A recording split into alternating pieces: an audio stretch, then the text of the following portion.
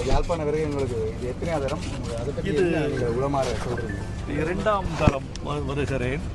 முதல் முறை வருகிற போது நிறைய வலிகளோடு வந்தேன். எல்லா இடங்களையும் பார்த்தேன், தமிழர்களை சந்தித்தேன், முள்ளிவாய்க்கால் போயிருந்தேன், முல்லைத்தீவை பார்த்தேன். அந்நாள் முதலமைச்சர் விக்னேஸ்வரன் அவர்களுடைய அழைப்பை ஏற்று நான் யாழ்ப்பாணம் வந்திருந்தேன். இப்போது கலைப்பயணமாக வந்திருக்கிறேன். இரண்டுக்கும் மாறுபாடும் வேறுபாடும் இருப்பதாக உணர்கிறேன். இந்த படத்தை நீங்கள் பாட்டு ஏதாவது எழுதுறீங்க? இதுவரைக்கும் எனக்கு தகவல் இல்லை. நான் இனிமேல் தகவல் வரும் பொருள் தகவல் வந்தால் எழுதலாம். ஒரு ஈழப்படத்திற்கு பாட்டு எழுதுவது மகிழ்ச்சி அல்லவா?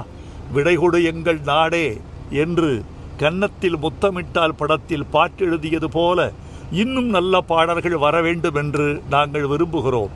என்னவோ யாழ்ப்பாணம் என்று நினைக்கிற பொழுதே நெஞ்சில் ஒரு பரவசமும் ஒரு துயரமும் கலந்து கலந்து வருகிறது. அது என்னால் உணர முடிகிறது. என் சொற்கள் கூட வழக்கமான சொற்களாக வெளிவர தயங்குகின்றன. அதை சொல்ல முடியாது, அதை உணரத்தான் முடியும். அதை சொற்களில், பாடல்களில், வசனங்களில், கதைகளில் உணர்த்துவதற்கு வாய்ப்பு வந்தால் இன்னும் சிறப்பாக இருக்கும். வாழ்த்துக்கள். அப்போ எதிர்காலத்தில் மணித்திரன் சாரோட நீங்கள் வேலை செய்யணும்னு ஆசைப்படுறோம். அந்த மணித்திரன் சாரோட நீங்கள் எழுதின பாட்டுகள் இன்னும் மறக்காது. ஏஆர் ரஹ்மான் சாரோட அவ்வளவு வேறு விஷயம், அந்த பாடல்கள் மறக்கவே மறக்காது. எங்களுக்கு எதிர்காலங்கள் அது எதிர்பார்க்கலாம் தான் மறக்காது. வாழ்த்துக்கள். பார்க்கலாம். வணக்கம் வணக்கம் வணக்கம். யாழ்ப்பாணம் வருகை பற்றி என்ன சார்? அது ரொம்ப மகிழ்ச்சி. முதல் இலங்கைக்கு வர்றோம்.